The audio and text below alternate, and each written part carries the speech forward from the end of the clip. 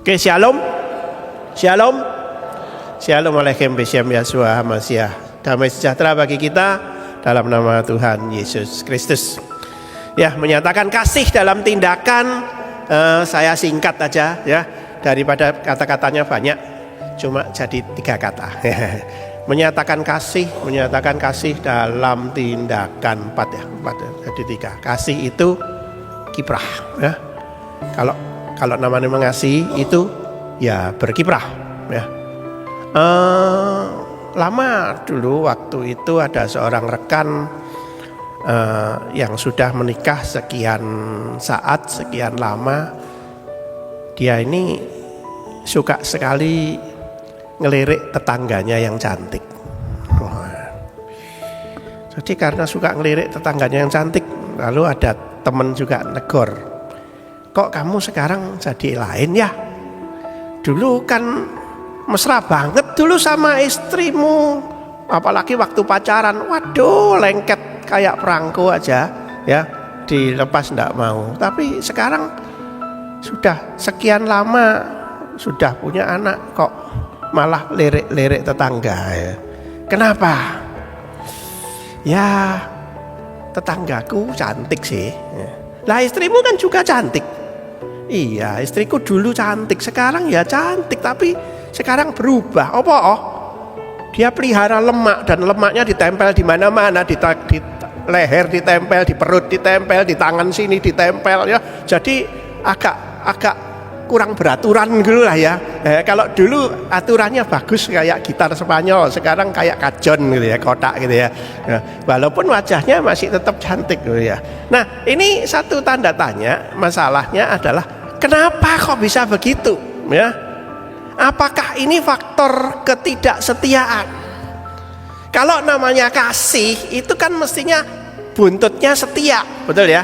Kalau di kalimat istilah bahasa Indonesianya Alkitab di Perjanjian Lama, istilah kasih setia itu keluar cukup banyak, dan itu miliknya Tuhan ya. Besar kasih setiamu, chesed, besar kasih setiamu. Dan kasih setia di dalam bahasa Ibraninya itu mengarah kepada ya kasih, ya setia, ya belas kasihan, ya perhatian, ya peduli, ya empati, ya simpati. Semua itu muncul di dalam kasih setia, dan Allah itu begitu kasih setia. Dan makanya di dalam bahasa Indonesia kasih setia. Dan kalau kasih itu ya setia ya. Tetapi kenyataannya kasih itu kok bisa terhilang melalui waktu ya. Terhilang mulai pudar melalui waktu. Apakah betul begitu? Betulkah? Mungkin bapak-bapak, ibu-ibu yang sudah menikah lama, apakah betul begitu? Pudar. Satu tanda tanya, satu evaluasi. Yang akan menikah, hati-hati ya. Sudah siap dari sekarang. Oh, besok itu kemungkinan bisa begini ya. Jangan sampai kita mencium istri kita, suami kita, tetapi ciuman kita adalah ciuman yang seperti Yudas mencium Yesus. Yudas mencium Yesus karena Yudas mencintai Yesus? Pas jelas enggak ya toh. Tapi kalau dilihat nyiumnya saja, wah itu kelihatan sekali, wah itu cinta, itu cium ya toh. Tapi ternyata ciumannya bukan ciuman cinta ya. Saya khawatir juga kalau kita mencium seseorang pasangan kita, itu bukan ciuman cinta, tapi ciuman budaya, kebiasaan ya. Wis biasane ngene ya dicium lah, lek gak ngene kan gak biasa. Well, itukah kasih? Kasih itu seperti apa? Kasih itu bagaimana ya? Dalam Yohanes itu ada ayat yang silakan dibuka di ayatnya di HP masing-masing. Ayat ini adalah ayat yang cukup, sebetulnya kalau diperhatikan cukup kontroversi. Kenapa? Aku memberikan perintah baru kepada kamu, ya murid-muridnya termasuk di sana, supaya kamu apa? Saling mengasihi. Kalau kata saling, seolah-olah saya mengasihi dia, dia ya harus mengasihi aku, betul ya? Tapi bahasa aslinya pakai kata alelon. Alelon itu alos ya, alos 2 kali. Alos itu yang lain. Berarti apa? Kamu harus mengasihi yang lain. Lepas dari yang lain itu mengasihi kamu apa enggak? Ya, kamu harus mengasihi yang lain. Kalau kamu mengasihi yang lain dan orang itu ya mengasihi kamu, lah kan podo ae mbek orang lain. Itu di ayat yang lain ya, nanti silakan cari. Ya. Supaya kamu mengasihi, terus apa? Sama seperti aku itu Yesus. Sama seperti Yesus telah mengasihi kamu. Yesus kasihnya seperti apa? Wow, betul? Lebih luar biasa ya.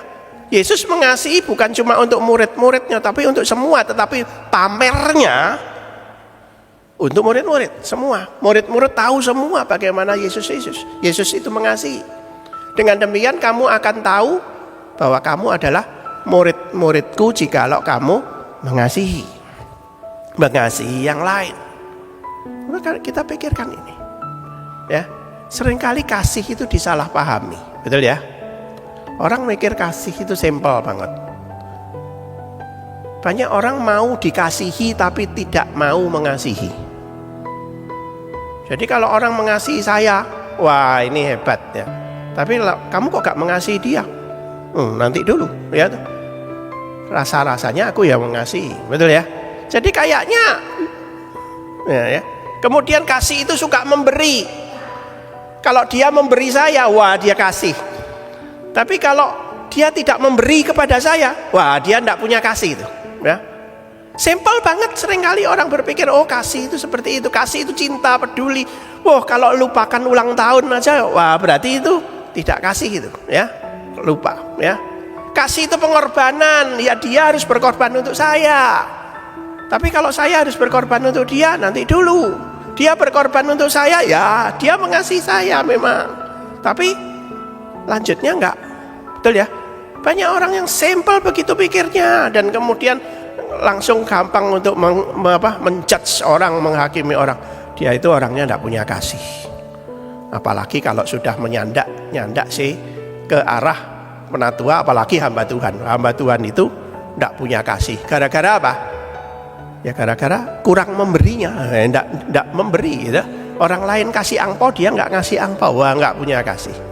Nah simpel banget, tapi bagaimana?